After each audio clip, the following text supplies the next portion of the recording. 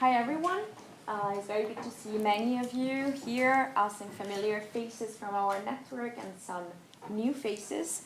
So welcome, this is a Author Meets the Critic session organized by our network Alternatives to Capitalism, which has been basically involved with SASE since 2016. So we are now in our 7th year as a network at SASE. So we are really happy to have a very special guest, Anitra Nelson, here with us today from Australia to discuss her book. And I'm going first to introduce Anitra before we watch a short video. So Anitra is an activist scholar affiliated with the Informal Urbanism Research Hub at the University of Melbourne, Australia. Most of Anitra's academic activities coincide with her political and philosophical interests. Indeed, she says passions. So her work is very much aligned with her passions, and I think it shows from your work. Anitra published a lot of books. Only to mention some of them, we have in 2020, Exploring Degrowth, a critical guide with Vincent Liege, published with Pluto. Small is Necessary, Shared Living on a Shared Planet, published in 2018, also with Pluto. An edited volume with the late Frans Timmermans in 2011, titled Life Without Money, Building Fair and Sustainable Economies. Anitra is also involved in quite a lot of editorial work.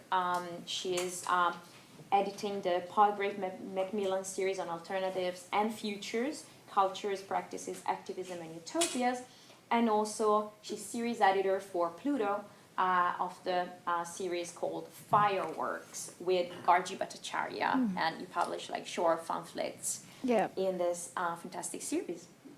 And Anitra is here because she's a proponent of a very interesting idea, and we would like to hear more of non-market socialism. And she mixes in her work, she has a lot of influence from ecology, socialism, ecofeminism, ecosocialism, and these are all philosophies and frameworks that we are very much working with and we're very much interested in our network. Of course, people that have reviewed your work are Ariel Saleh, Joel Covell, so a fantastic network, basically, you belong to. So we're very welcome to have you here, and we'll introduce the book by watching a video. Yeah.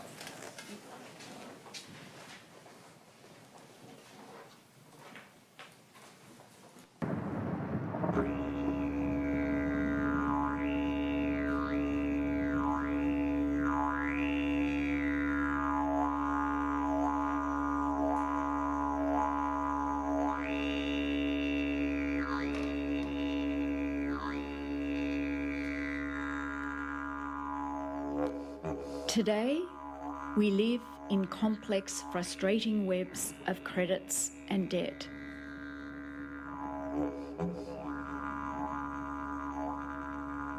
Producing for trade damages nature, increases carbon emissions, destabilizes weather, and leads to more fires and floods.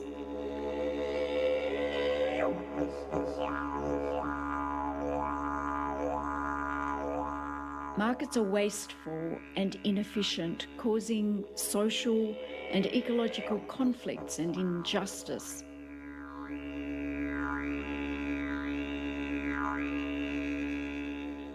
Capitalism elevates banks, budgeting and prices as it degrades people and nature.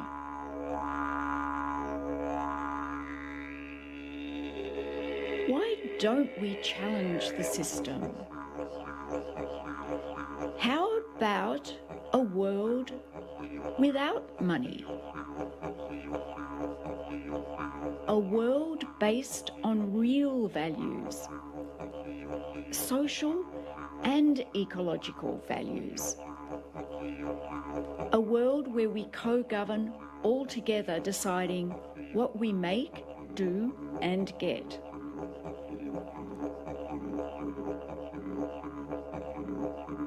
Imagine a global network of collectively sufficient cell-like communities, each responsible for the sustainability of the local environs off which they live.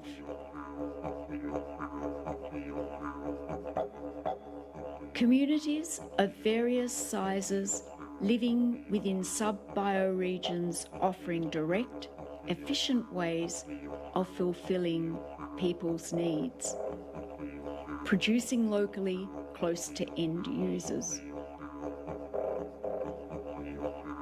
Imagine each diverse, empowered community caring for Earth, organised horizontally, relatively autonomous, and seamlessly networked globally.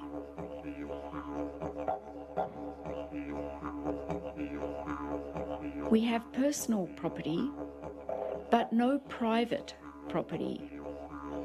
The entire Earth is commons with clear and universal principles for commoning, sharing land through secure and fair use rights.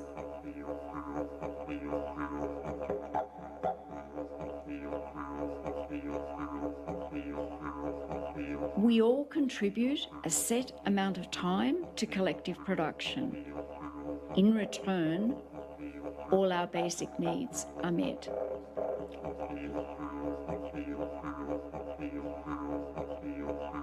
Each household guesstimates their basic needs annually. Working groups report on the capacity of the local area and the capability of locals to fulfil these various needs. We all plan how we will create and care for things, and together decide who gets what.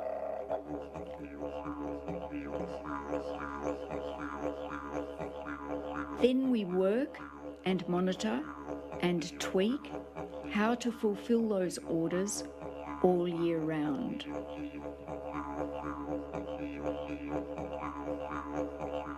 Once established, planning mainly relies on updating previous calculations and taking account of seasonal, natural factors.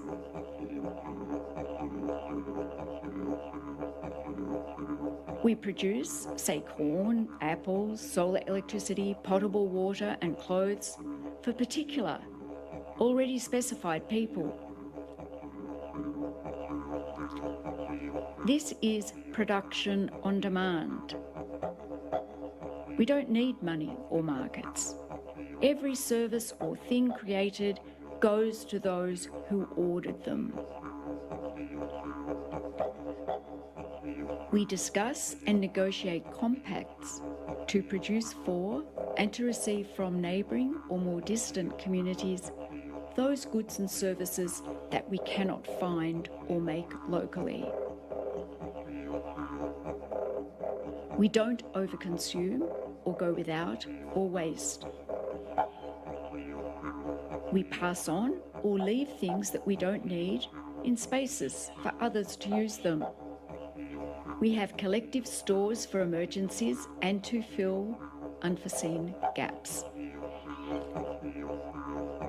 So, production for trade, markets and money are replaced with local decision-making, direct production on demand, and distribution on the basis of need.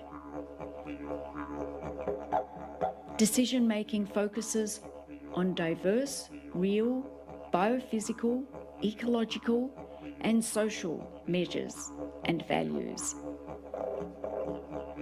The reward for contributing to collective daily tasks is lifelong security of communally meeting our and Earth's basic needs.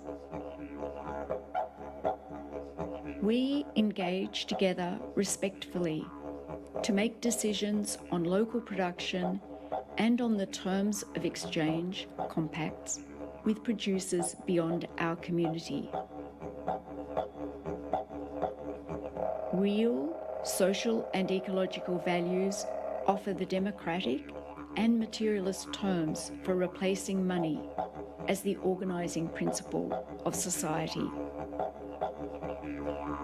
collectively satisfying everyone's basic needs, we would fulfil our real human potential as creative, active beings with real freedom, real liberation, real power.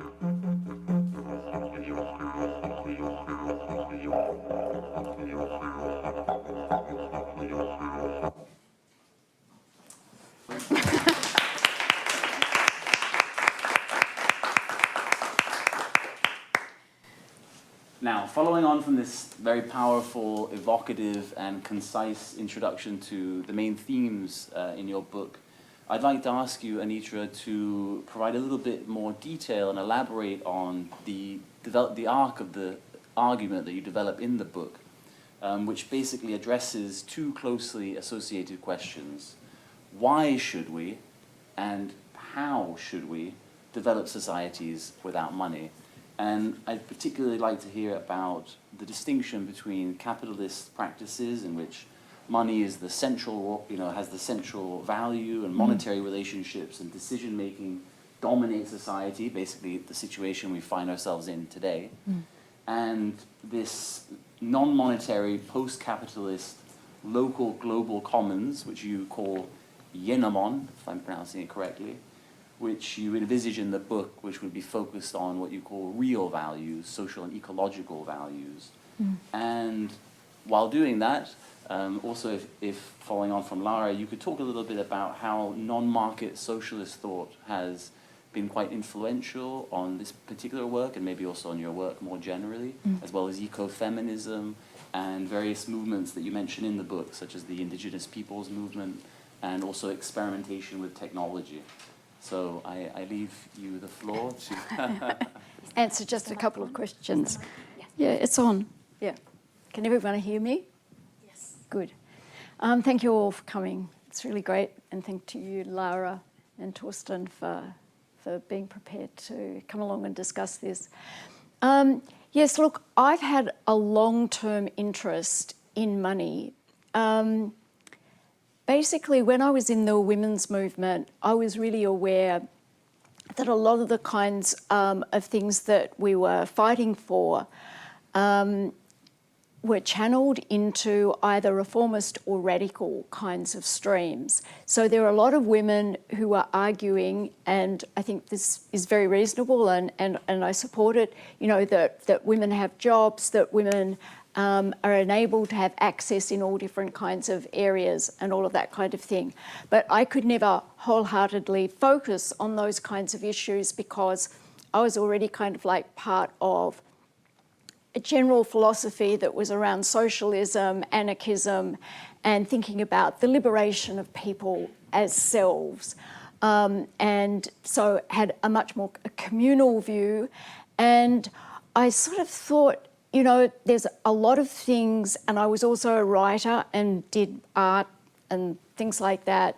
So I was aware that there are a whole lot of areas of people's lives that are very important to them that actually can't be fit very neatly into markets. And indeed, once you do try to put them into markets, you straitjacket childcare and aged care, that you find it really difficult, or you have this kind of hierarchy of people who are musical stars and sporting stars and just the amateur inverted commas.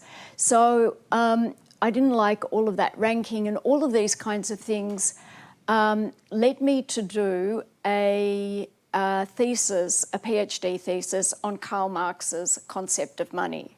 Before that, I'd done undergraduate work on Latin American studies. And I'd come up through a history department, but found that Latin American studies really showed that everything boiled back to economics. And I came out of that very interested and started to do a book on Mexico's foreign public debt. And that got that study got broken by a long-term illness that I had. And when I came back to it, I thought, you know, the really big question here is, what is money? Everyone's talking about countries have to pay back debt. But I know that from just looking at Schumpeter, the point is that the whole way capitalism works is that you go into effective debt when you actually make an investment. That's a whole series of credits and debts. And that's just all the whole cycle of capitalism is all around money, that you can't even define capitalism without money. You know, this is what it boils back down to. And that it's dominating, and through all my environmental activism, it was the same thing again and again. That we had philosophies that always hit a brick wall when you talk to economists and capitalists. Yeah. So during the period that I did my PhD, I came across non-market socialism, which is a minority current within socialists, and actually many of the people who contribute to non-market socialism are influenced by anarchism. And that's how Franz Timmerman and I ended up co-editing Life Without Money, Building Fair and Sustainable Economies, which is about a dozen chapters on looking at what's wrong with money and what kinds of societies you might be able to construct without money. As a follow-on to that, Pluto Press asked me to do something that was just one voice, in a sense, and to elaborate on that. And I'd become very involved in a topic that's of interest to you, Lara, and that's eco-collaborative communities. I'd, in fact, spent the 1990s living in intentional communities. One a conservation community, the other one was more like a commune. And that experience was actually really useful for me, because I saw how a big group of people could actually organise self-provisioning, you know, to one degree or another, quite effectively. And in the environmental and social movements I'd been involved with, people tended to co-govern using horizontalism, consensual decision-making, all of these different kinds of governance that also appear in eco-collaborative communities. So all these came together in the book that I finally wrote, you know, like over the last kind of couple of years. So I'll just give just a very brief outline of those chapters. Yeah, so I started off really basically identifying, and it'll sound very familiar to you anyway, two great challenges to us as humanity today.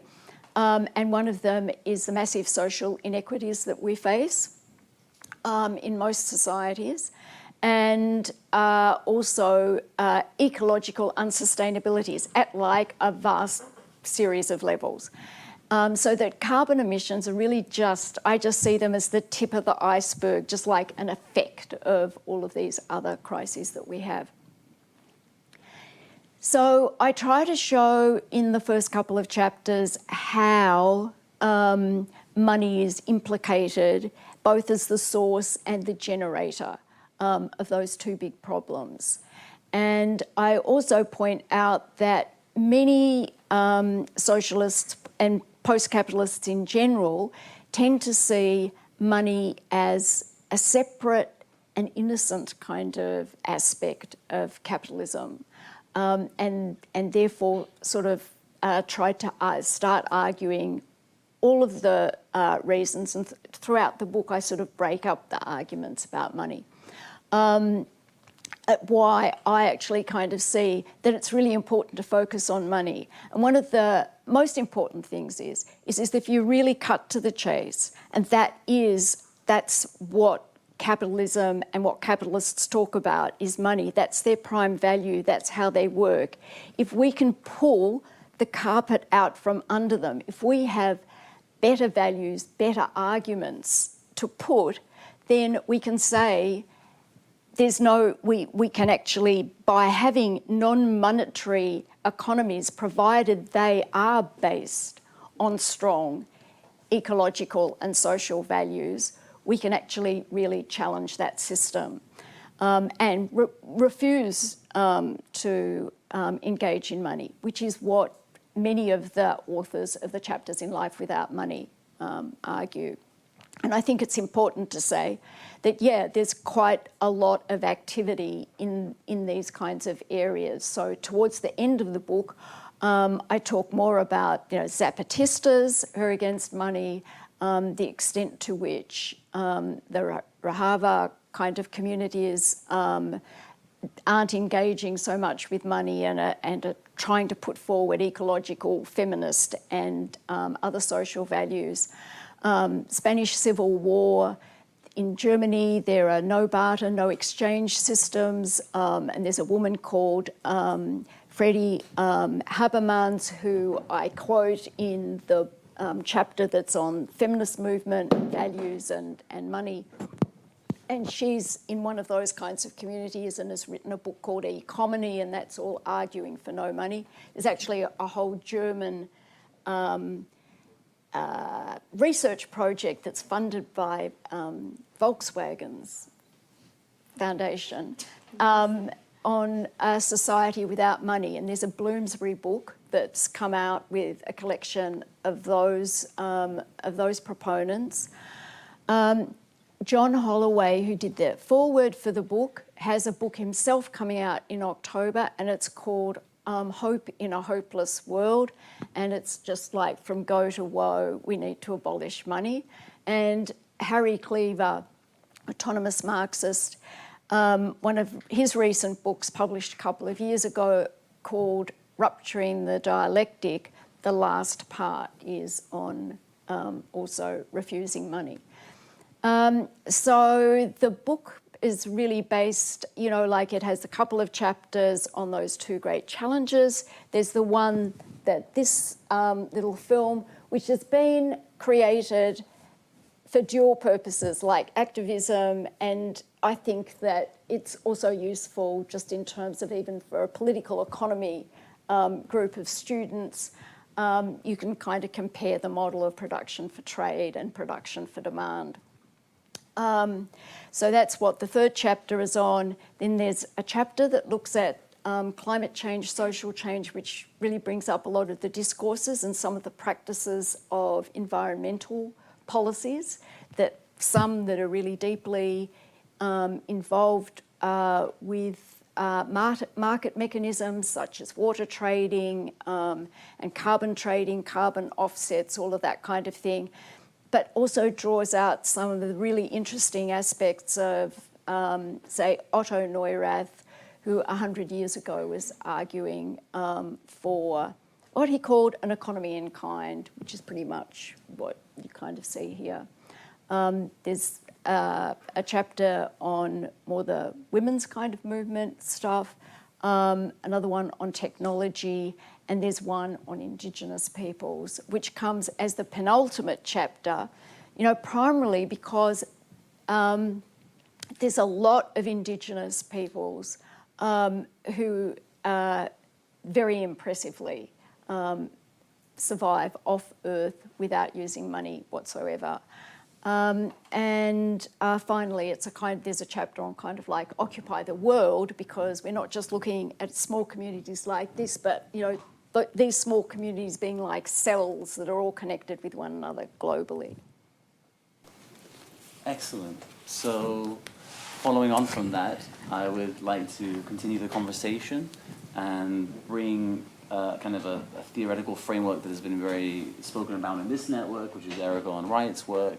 And he has these three criteria, which is desirability, viability, and achievability. And I think this book does an excellent job at arguing for the desirability of what you envisage.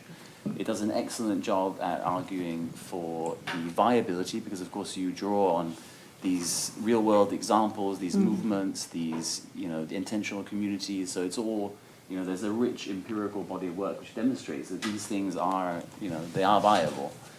So I guess I wanted to press you a little bit on the achievability question, because we find ourselves in a situation in which capitalism is arguably more dominant than it's ever been. We have huge inequalities of wealth and power, which is putting a lot of pressure on our democracies all around the world. We have, you know, highly divisive social media companies, and so on and so forth. So this, I guess, on the achievability question, I would like to ask you, so what social conditions do you see around the world that give you hope that somehow there would be enough of a, let's say, a kind of a Freudian counter-hegemonic movement towards creating eco-tates, is what you call them, all around the world, communities of maybe, you know, a few hundred people interconnected through technology?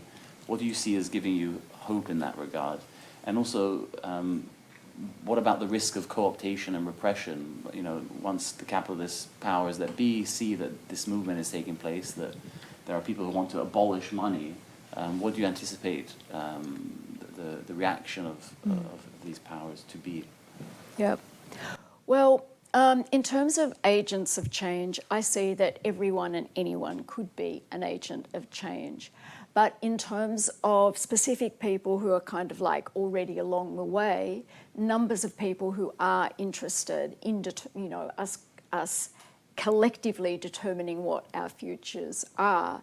As I said before, in terms of social environmental movements tending to be more governing on horizontalism and listening to people, slowing things down, degrowth movement, ecosocialism are involved in these kinds of things, but lots of different environmental movements as well.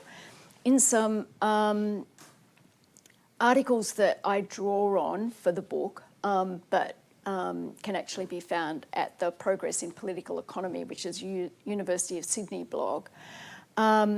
I've given papers in the past about what I call green materialism, and that's really kind of like identifying social change agents in environmental movements that's been exposed to these kinds of ideas of co-governance and of feeling like they want to actually self-provision. So degrowth advocates, I've got a copy of Exploring Degrowth over there as well.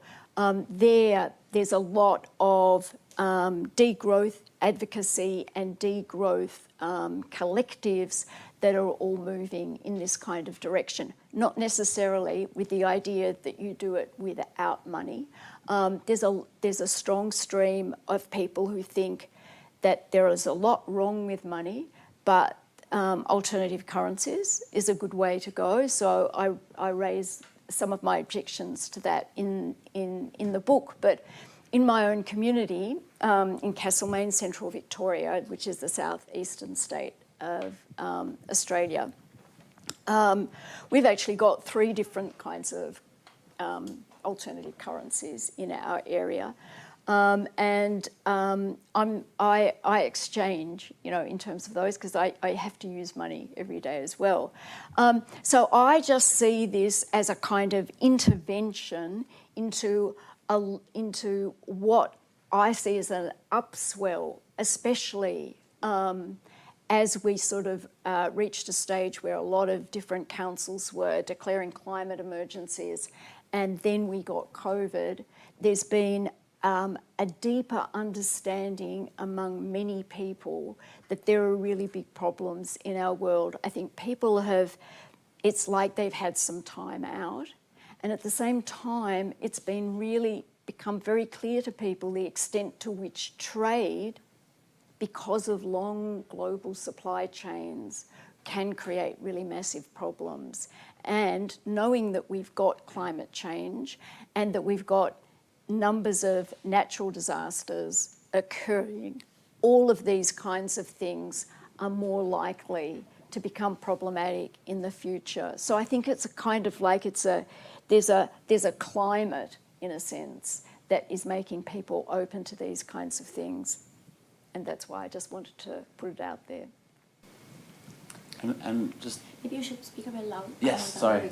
Can everyone hear me? Should I project? Yeah, so I guess the next question has to do with kind of us as scholars, but maybe also sometimes activists. You know, what could we do then to kind of help convince, let's say, the 99%, especially those who are, you know, less well off and who are focused on advancing their material interests? What could we do then to convince them that, you know, really focusing on money and the abolishment of money would be, you know, the most effective way to actually address the, you know, both the crisis of inequality and also the climatic crisis?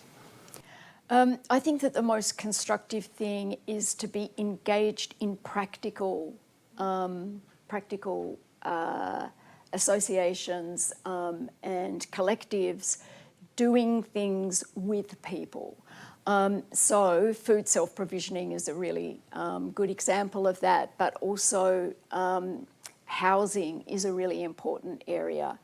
I've been involved in both of those areas and co-edited 2 books, one Housing for Degrowth and the other one Food for Degrowth. And I think that through those kinds of activities, you can actually really clearly demonstrate what the problems are with using monetary systems. I mean, if people have enough money for a deposit for a house, they've usually got a mortgage then for 20 or 30 years, which is a real yoke and a burden on them.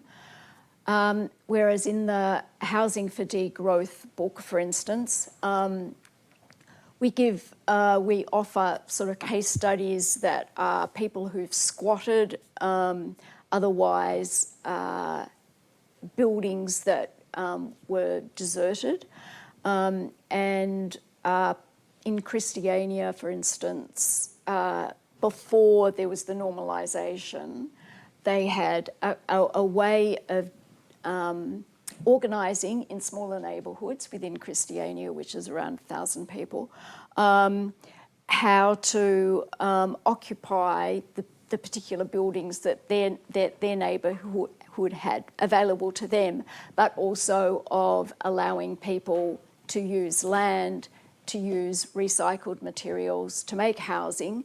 And so actually no one had to pay for their housing. It was just collaboratively organised. And I mean, you know, we live in a world which is actually very rich in, you know, many ways. So there are these are the kinds of things. I think it's particularly difficult to argue to people who haven't got things that money is bad because they aspire to money.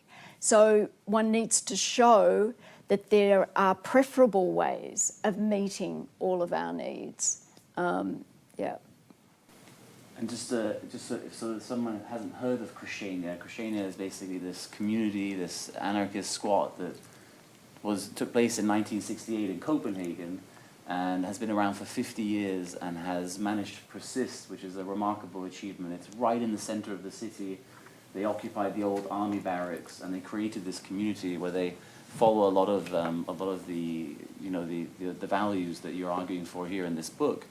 And they've even managed to, you know, kind of sustain government repression. They have, unfortunately, a kind of quite vibrant drug trade that takes place in the community. But my personal opinion is that actually the government has allowed that to take place as a way to criminalize the community, as a way to delegitimize the community. And then actually that's why the police, who of course have the capacity to remove the drug trade, which they demonstrated about 10 years ago, have in some senses kind of allowed this tolerance. And so this comes back to this thing about, you know, governments and repression. It's just, we have these, you know, powerful, visible examples. And the government does everything they can to, you know, kind of make people delegitimize them. So anyway, now I give the floor to Lara, and I'll eventually jump back in. Okay. I have maybe a couple of questions. One is more definitional. In the video and also in the book, it seems like you talk about market and capitalism interchangeably. Yeah. And so my question, whereas for instance, some other people within the leftist world, which is varied and you know, you have very different classes of people, they wouldn't agree. Like someone like Nancy Fraser, for example, would say, well, capitalism has fundamental laws that follows as a socio-economic system. But not all markets need to be necessarily capitalist. What is your view on this? Well, my view is that wherever you have money, and by what I mean by money is the kind of money that we are familiar with, okay, then it's almost inevitable that you will have certain people who operate using that money always to make sure that they gain more. And that and people will produce for the market. I mean, because that's how you get goods and services. So there is a long tradition of people arguing that you could have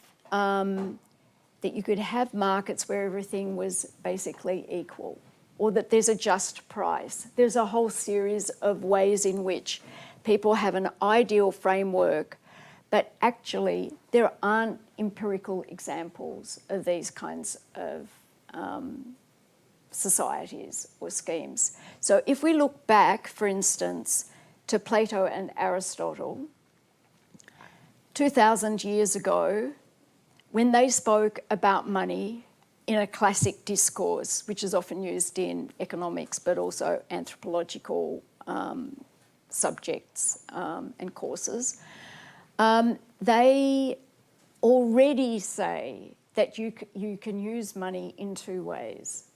You can use it, in a sense, just to buy a bed or to buy food or whatever, but you can also use it to gain a profit, and that's a bad way to use it. And what that actually demonstrates is that you have all of those things that we regard as negative and coming from capitalism are there with money in the first instance before you have a society that we say is capitalist. So that's one of the ways that I would argue about that. Yeah. Do you have a question? No, yeah. Okay, another question then is, you worked and you're working quite prominently deploying the framework of degrowth. Yeah. And more recently, also in the debate, there is also this other concept, which is adjacent but is not the same, of post-growth. And that seems to be almost, let's say, more acceptable at an institutional level when we hear about like articles or institution. Since you're an expert, I would like you, could you explain us what's the difference between post-growth and degrowth visions, and what is your view? Why should we, according to your view, go for degrowth rather than post-growth? Yeah. Well, what I've noticed is that people who will call themselves post-growth are more likely to believe that you can have degrowth within capitalism.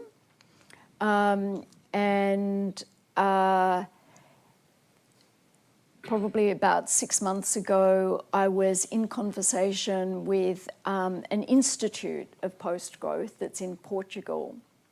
And so I asked them that question. I said, why do you call yourselves post-growth? And what ensued was a discussion between us all, and they verified that they found it easier to get funding if they call themselves post-growth. And also, but they said actually we're degrowth. So we see ourselves as post-capitalist. But what is the difference if we have to think about the economic vision of post-growth and degrowth? Well, as I say, it's primarily that post-growth or various streams of degrowth would argue that there are different policies that you could bring in that would mean that you would still have the market and even the state, but you would be able to not have growth as the big symbol that people are arguing for. And they would argue that by having guaranteed minimum income, for instance, by having people working a lot more in cooperatives and collectives, and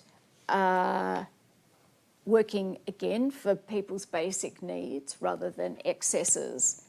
And I actually just don't believe that that is feasible in terms of a transition for the reasons that you've both brought up, in the sense that there's a strong social struggle, a political and an economic struggle.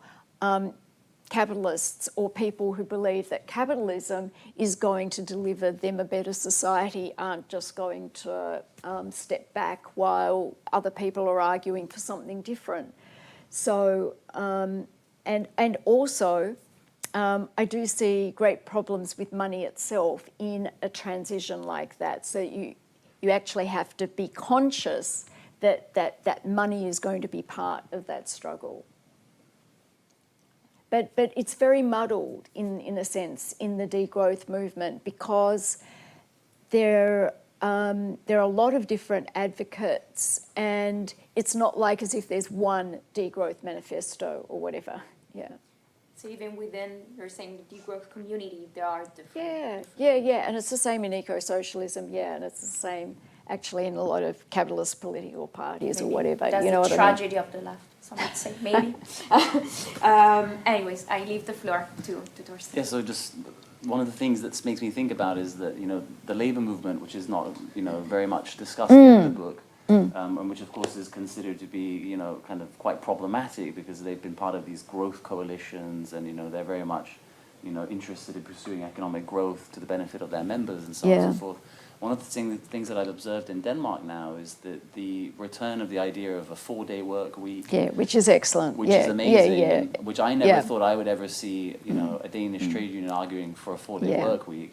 And then also as part of that, the union movement has become much more open to cooperatives. And again, Denmark is maybe a particular example, but they've helped create this new Institute for Cooperative Research, and they seem to be adopting a less hostile attitude towards cooperatives. So just to say that perhaps there is also reason to be hopeful that the labour movement itself might also begin to adopt a kind of degrowth, a more degrowth-oriented strategy. But I've never seen them discuss money. And I wanted actually to ask you, why do you think that is? Why does the trade union movement not talk about money? Well, because most people who are involved in trade union movements are like representatives of wider workers. And they feel, and they are very enmeshed in actually fighting for more money, not less, okay?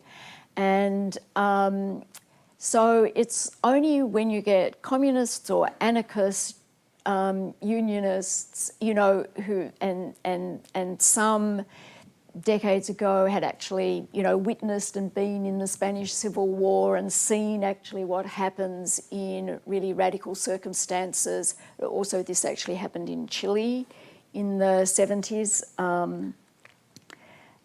When Allende fell, or as in the period leading up to that, the union movement were organising non-monetary kind of exchanges between the countryside and the city and that kind of thing. So not many people have had an experience of that, And I think it's difficult for union movements that have actually also lost a lot of power. So there are lots of ways that union movements have had the radicalism pulled out from under them, partly through a lot of neoliberal kinds of attitudes that are pervasive across cultures.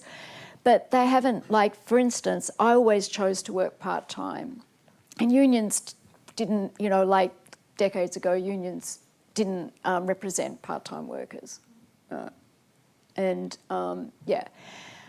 in fact, when I first,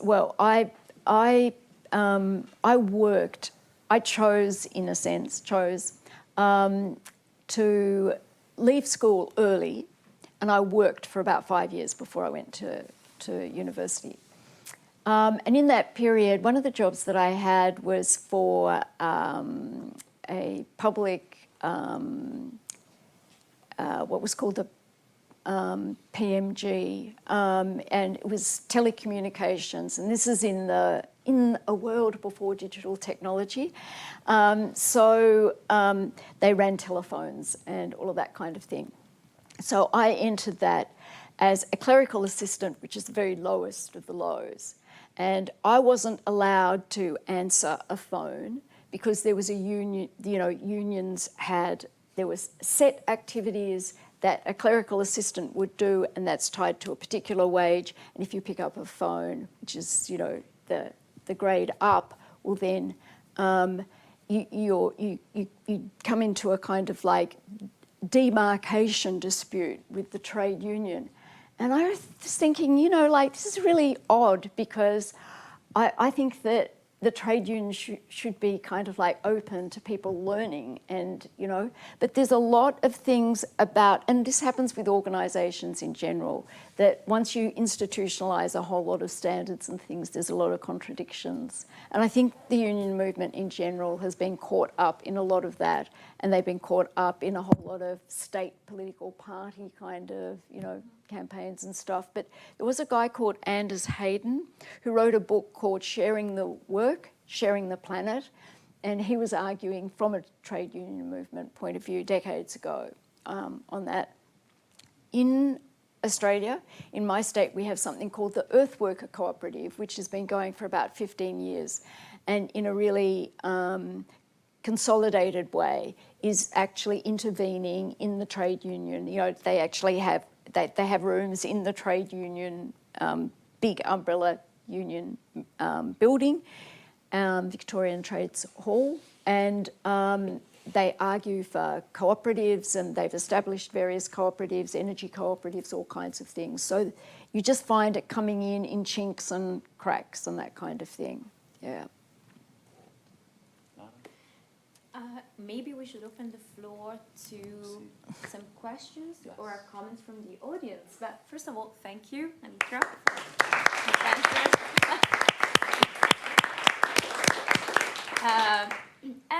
the I think that, the book and the idea that you put forward, this no market socialism, is thought-provoking. Of course, also especially in a conference that is for the advancement of socio-economics, or whatever it might mean. Different visions, definitely, many different visions, even without the left, as you just said. But so, any questions or comments, or yes, I see 2 hands. Yes, please. 3 hands. Amazing. Yeah. Hi, Vera. We already introduced ourselves yesterday. And also, please try to speak. Speak up, yeah. Yeah, thank you so much. Really thank you, really fascinating. I never read your work, and I look forward to reading it. I read most of the other authors you cited, and I guess I have a question which I also battled with Habermas, for example, and that is, how do we organize public services? And it might not surprise you, because I'm a public service research center. But what do we do about water, electricity? And I don't mean energy communities, I'm talking about the grid. So, healthcare systems and so on. Like if we take out money as a social relation, how do we organize our larger basic needs, which go beyond, you know, I understand how you do it with housing and food, but, Yeah. you know, what about all the other basic needs? So how would you organize them? Thank you. Yeah, sure. Well, the kind of concept is that although you have cells of communities that are as collectively sufficient as they can be, there are, as you say, a whole range of services and making of goods that need to be done by people over a regional area, or even, you know, in terms of still have the internet, you know, that's a globe, that's global. So it would still just be organised. I mean, although we have, it's not money that is the magic, it's human beings, you know, like we just organise to do those things. In the same way as in the local communities, you're organising on the on basic needs and satisfying people's basic needs. You recognise that other people's basic needs in other communities where they need, that becomes a principle. So there are certain exchanges that take place because there are people who need something that your community, you know, might have more, you know, too much salt, or not too much, but, you know, ready supplies of salt, so that can be distributed around. In terms of healthcare, energy and water, and, you know, you're looking at, to some extent, some regional transport systems as well. What I see is that you would need, with respect to transport systems, you would be radically reducing that just back to, you know, really main kinds of transport. You would also have slower mobility in terms of people and that kind of thing. In terms of healthcare, I would see that there would be a lot more awareness and pushing for preventative medicine, barefoot doctors, alternative medicine. But yes, you wouldn't want to get rid of surgery and some of these main kinds of things, so that you would still have certain nodes, you know, within regions that would be serving numbers of communities. And from that point of view, you would also have people within those communities all actually working at those different places for set periods of time. Because the idea is that you, just as you co-govern within a smaller community, you co-govern across communities as well, so that those nodes would have representatives from different communities that would be making decisions about, yeah, what they would be developing, where they were going wrong, what they would be doing. In terms of energy and water, I mean, even the big energy and water suppliers in Australia, for instance, are actually looking at microgrids as being the most efficient ways to produce in the future. So there's quite an interesting complementarity there between, you know, and it's one of the reasons why people like myself kind of see that a bottom-up vision and doing things in the micro way is a good way to go as well. So, yeah. I saw two other hands. Yes, Charlotte? Yes, thank you. I was wondering how you see and envision the nature of needs and of value. I think you mentioned real value and basic needs. And when you say it like that, they seem a bit static to me, especially when we have to do annual planning and then COVID hits and everything changes. Sure. So how can you deal with that in a beyond a post-money society? Yeah, so I would see that the standard of basic needs, or the identification of basic needs, would be something that is one of those things which is like a working document. It's like a discussion, so that there would be, people have basic needs, but then there's also just like a variety of different ways that you can satisfy those needs. And all of the communities would be discussing these kinds of things, you know. But it seems fairly evident, you know, like people can't be hungry, they can't be lacking in nutrition in the basic things that they need, and in terms of shelter, those sorts of things. So when I talk about real values, it's a bit more complex, but Indigenous people deal in real values all the time. And that is actually seeing a tree in all of the multiplicity of kinds of qualities that it has in terms of creating shade, of producing fruit, of being able to be used for wood after, you know, it's gone into senescence and is mature. And also of kind of comparing the different ways you might satisfy needs with different foods, for instance, with an acknowledgement that we've got limits in terms of the earth, so we're always wanting to be efficient in terms of deciding which way will satisfy those needs. It's a big topic. It would be an unending topic in a society like that, yeah. We had, I think there was someone else. Gary. Yeah, and then we'll go back to Matt. Okay. Yeah, so I... Also, voice. Yes. Sorry. Thank you for that presentation. It was very interesting. And I just want to sort of continue the conversation we were having at dinner yesterday.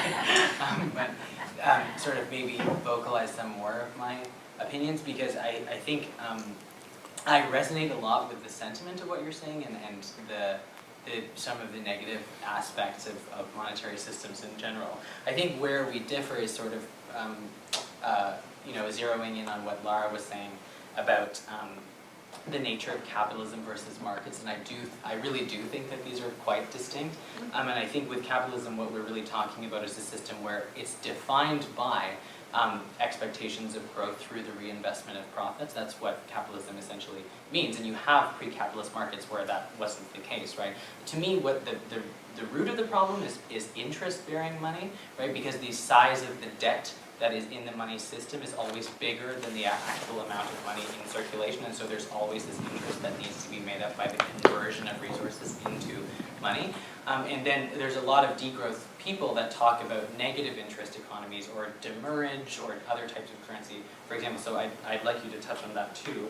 But I do believe that it's possible to create societies where there are norms against interest, against charging interest, right? So, and this is what existed in pre-capitalist times. So, what I would also be interested in learning is whether you investigated Islamic finance as a sort of area of interest, because I find that quite interesting. And then the other thing too is just more broadly, I think about I think at one point yesterday you had said that money and debt are necessarily related, right? Like money sort of always creates debt. But I think what my sort of response to that would be that I think all economies create debt in some sense, right? Because even indigenous gift economies, they have, when you give somebody something, it creates this reciprocal relationship where you expect that in the future they will give you something too, and that is a promise by nature. And I wonder, it's like, how could we, I think the other thing is that when you reach a certain scale, and you need to coordinate economic activity at a certain level, you need some kind of symbolic representation of value to sort of symbolize those kinds of relationships. And so I guess what I'm asking is, do you think that in this future system you wouldn't need any kind of symbolic representation of value at all, and then, or it's more that you're envisioning an economy in which everything is so localized that it's entirely mediated by interpersonal relationships. Yeah, sorry. You want to rebut Anitra? Yeah. So, I mean, what I'd say is that I don't think that you need debt. I don't think it needs to be, think about the kind of relationship that you might have with your parents, or there's a lot of people that we could feel, and do in a sense, feel indebted to, okay? But there's no symbol of it or whatever. It's a very relational kind of thing. And so I'm not arguing that you wouldn't feel those kinds of things, and you feel those things in terms of obligation, also an obligation towards respecting the earth for what it gives us and all of those kinds of things. But we wouldn't have specifically monetary debt, like people coming out of university with monetary debt and all of those kinds of things. The first question is, if you have markets, and so you have certain people, more than one person, collaborating together to produce things for the market, how do they organise their accounting without creating a system which more or less automatically has to result in some form of profit? And interest is, typically seen as a subset of profit, okay?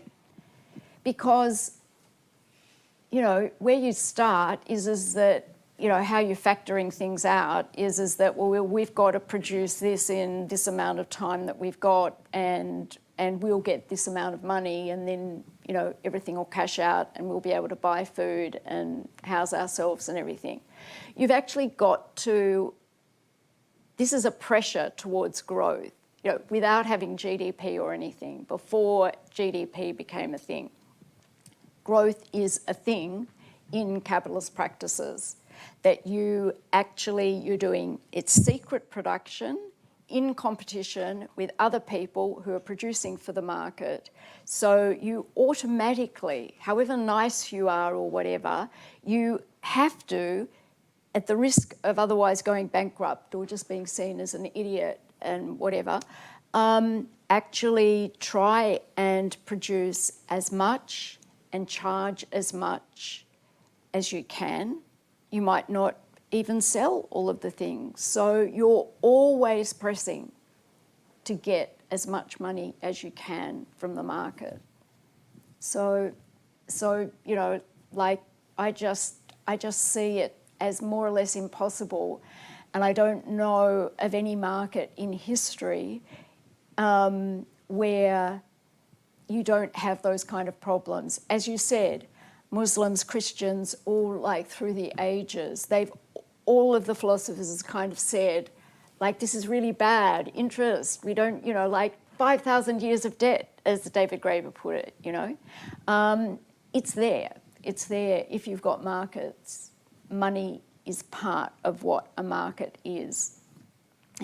The whole business of, anthropologists talking about systems whereby you might barter your surplus or whatever. Some of those markets, if you have a market, ad hoc market, once a fortnight or whatever, that might be contributing 5% to your actual provisioning. So that seems to me that might work, but that you couldn't have, that's not a whole society and how the whole society is producing. It's a marginal thing, and Polanyi, makes that clear as well. Thank you. Matt has a question. Yes. Oh, yeah. I think Matt was before. Yeah. Oh, I couldn't see. Okay, Matt. All right. Okay, thanks. Hi, that's a fascinating vision, and it really reminded me of Murray Bookchin, the eco-socialist Murray Bookchin's ideas around confederalism and libertarian municipalism, when you've got these confederated sort of co-ops, communes, assemblies up to a global scale, and he sort of distinguished between urbanisation and the city. And I guess I'm wondering where the city fits into all this, right? And in that sort of municipalist vision, the city is very important. It's about assembly and encounter and cultural possibility and agglomeration, both capital accumulation. Amsterdam was a city that built as a machine for capital accumulation and colonial extraction. But it's also a place of possibility and people coming together and new forms of life produced through that. And Henri Lefebvre is another sort of person who sort of talks about this sort of right to the city and possibilities of encounter. And I just wonder where that fits into this vision. Are we jettisoning the city with this? Yeah, I do think it is a challenge to the biggest of cities, and it's a challenge to cities that rely on hinterlands and imports, and they're unsustainable, For all the hype around smart cities and this being really wonderful, and they're just not sustainable. And in fact, quite a lot of, especially Indigenous people, see them as cancers. You know, they say, look at it from space, you can just see, you know. Yeah, so it is a challenge. But yeah, so in the Food for Degrowth book that we did, one of the final chapters that we had, because there's quite a lot of discussion about this in Australia, because we're sort of like about 90% urbanised and have been sort of since white settlement, which was an invasion. So one of the authors of this chapter did this kind of, in a sense, it was speculative. It was kind of like back of the envelope sort of estimates of whether Melbourne, which at the moment has about going on for 4.5 million people, and it's actually targeting becoming 8 million people by, I don't know, 2030 or 2050 or something. This is one of those great big spread out kind of cities. And yet even it, according to Therese Lay's calculations, couldn't be self-provisioning in terms of food within its kind of like greater Melbourne boundaries. So I think it very much depends on the cities. Like I'm here in Europe for 5 conferences, and the first one was in Luxembourg, and that was quite interesting. One, it was just like, it was very weird because it's just like, it seems, even though you do see some poor people, it's just like very wealthy. So that was one kind of striking thing. The other striking thing was there were a lot of green areas. And it did make me think, maybe you could have farms here and this, that and the other, you know, but yeah. And this is where one piece of land isn't equal to another piece of land. You know, in Australia, about 2/3 of it is just desert. So, and things do grow there though, and there are little animals and insects and things. But the point is that all areas have got different capacity for holding different numbers of people and being able to provision for them. And so I would see this as just a kind of like a work in progress. But a lot of the sustainability policies that a lot of cities are bringing in are actually around these kinds of things. We had Esther here. Okay. I really sympathize, Anitra, with your passion, actually, and with the reasons that are driving you to write this paper and get involved in all those movements and investigate all those philosophies. But I'm having a challenge, and I think I sympathize with you there. I'm having a challenge a little bit with agreeing totally with your solution. I think we do need, like you're suggesting, a radical transformation. And with radical means, you know, getting away from a growth idea, getting away from current monetary system, getting away maybe from the way our markets work. And I've been thinking, so where is it that I'm not?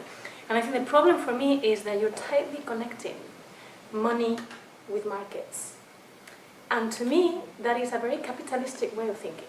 We have found, travelers have found in the 1800s, when the time of the big explorations, they found societies with money but without market. In the island of Yap, in the middle of the Pacific, there were no markets, but they were writing on stone. I don't know if you've seen those big stones. They were writing on stone what members have contributed to the community, and so what the community somehow, and so the claims they could make on the community. And that is a form of debt money. Archaeologists have found in the original Babylonian cities of Ur and Uruk, Keynes was very much inspired by them, and he called it the Babylonian madness. They have found, big excavations with no markets. There is no space for marketplaces. And yet they found tablets and tablets and tablets at the temple which function as the central state. And I'm not arguing for those kind of societies, but which function at the, as a central point, like our current welfare state. They have found heaps of tablets and small stone, which represent the debts that the temple had to contributors or that individual members had to the temple. Like the temple had advanced food or whatever. So for me, I think we can find societies with money but without markets. And we can find societies with markets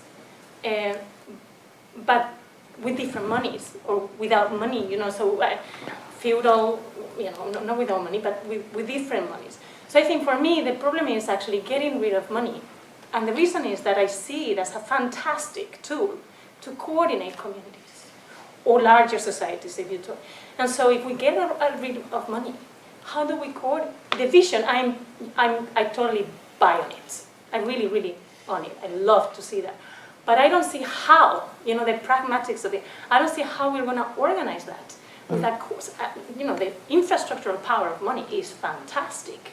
It's just that we have our monetary system is so lousy and so badly designed. Okay, so I sort of see two questions there. So I'll come back to the money and the temples and that, okay. I suppose if people have an obligation to work a certain number of hours, say, a week, and that's notwithstanding that you have certain people, if they're ill, they're not working, or, all of those kinds of things. So you're not looking at a society without obligations at all. So you'd be looking at people having obligations. So if you went and did archaeological digs, in a million years' time, you'd find evidence of this, but it wouldn't be money. It'd just be the hours that people were obliged to do something or whatever. And also this is necessary in terms of if you're doing work in fields or you're working out harvests and everything, you need to have some idea about, well, how long is it going to take us to do that, Yeah. So I'm not arguing that you don't have any calculations at all, but they're called calculations in kind, which is different from, from my point of view, it's different from money, which sort of money is an equivalent that goes across labour, selling of land, goods, water, like everything. Whereas I would see that you would have different forms of calculating units, which are, as Otto Neurath said, in kind, which, like there are labour hours. And there might be a whole range of different kinds of labour hours. To get back to what you were saying about there being hieroglyphs, about, again, calculations and that kind of thing. There are theories of money that I am most sympathetic to in terms of explaining the source of money. And a sociologist called Paul Axel, has written a book that has got more detail on this, and I refer to him in Beyond Money. So the argument is that back, I think it's in Lydia,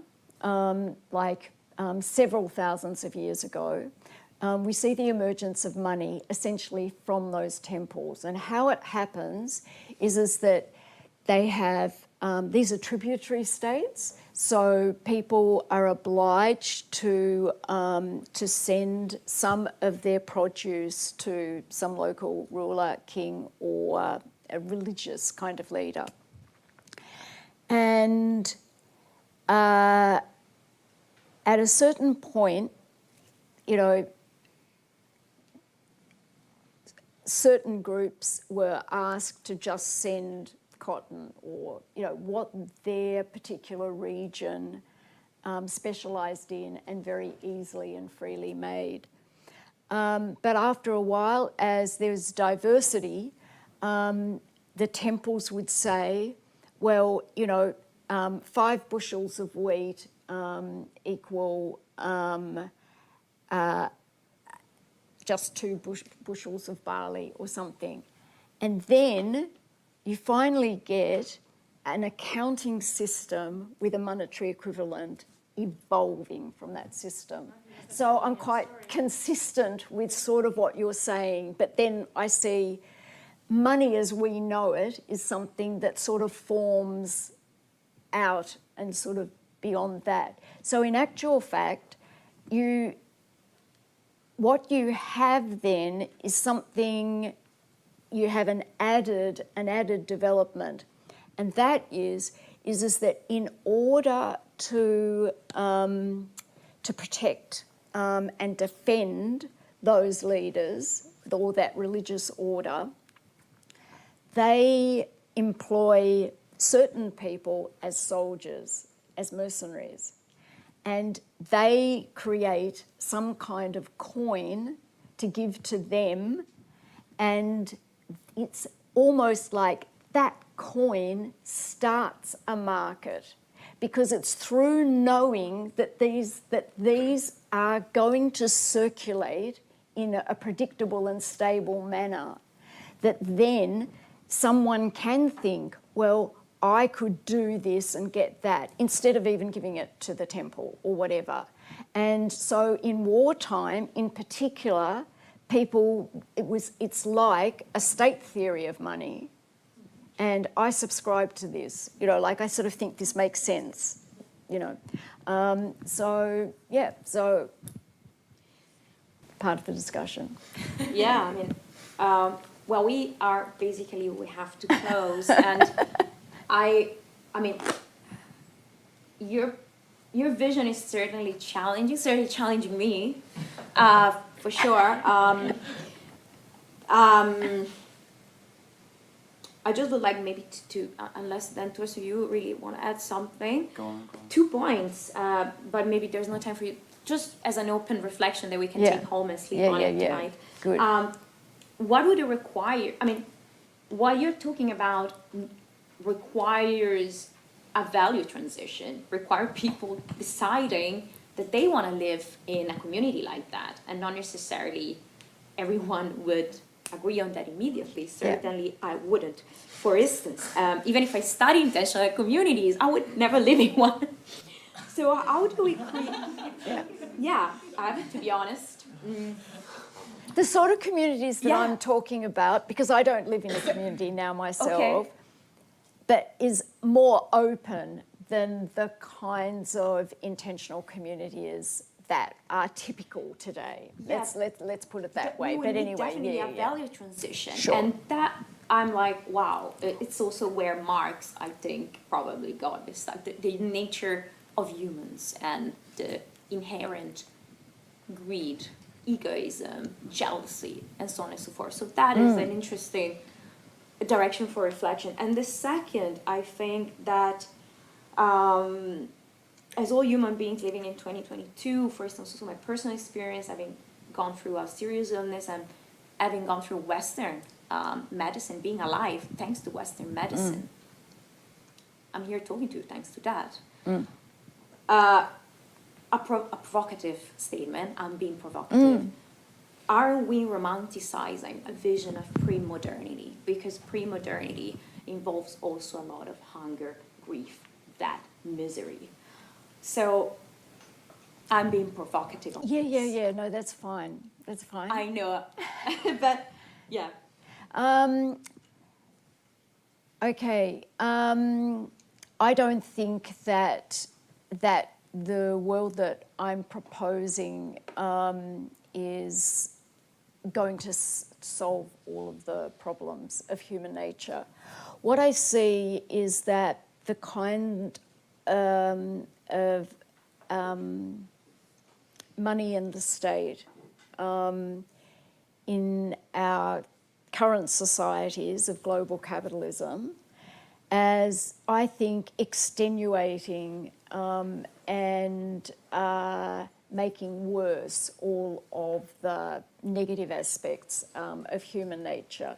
So I would think that we need to be searching for ways to ameliorate and minimise those kinds of things, instead of saying, like, in a sense, greed is good and makes economic sense and all of that kind of thing.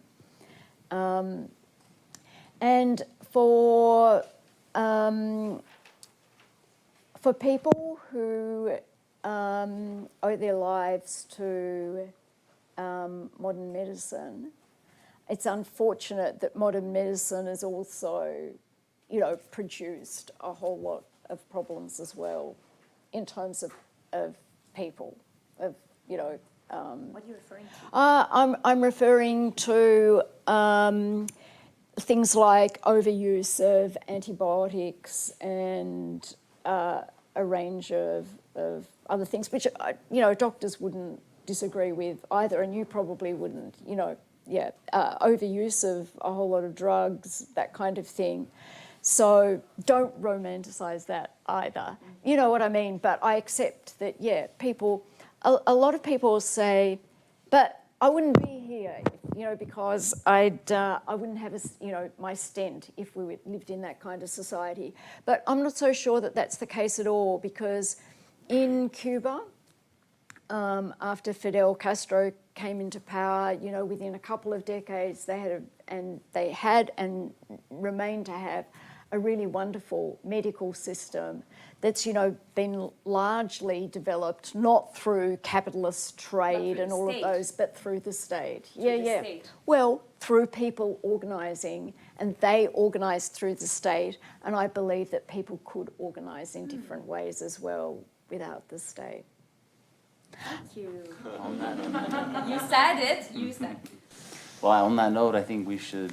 And actually, just because I think our network is inherently pluralist, and we like to keep it that way, tomorrow we have 2 sessions who are talking about, indeed, the state and planning. Good. Yeah. And so we have, just to publicize it, at 8:30, challenging creative construction planned economies in the 21st century. So how can we, alongside with decentralization, centralize fundamental services? And another one on public ownership and radical municipalism. So focus on the city. And I get that why Matt was so interested in the concept of the city. Yeah. So we'll continue this exploration of alternatives. My last question, if we want a copy of your book, how many labor hours do we I know. I'll tell you one thing, that if you order either an ebook or a paperback from Pluto Press's online site, and you use the code, I think it's 30 Nelson.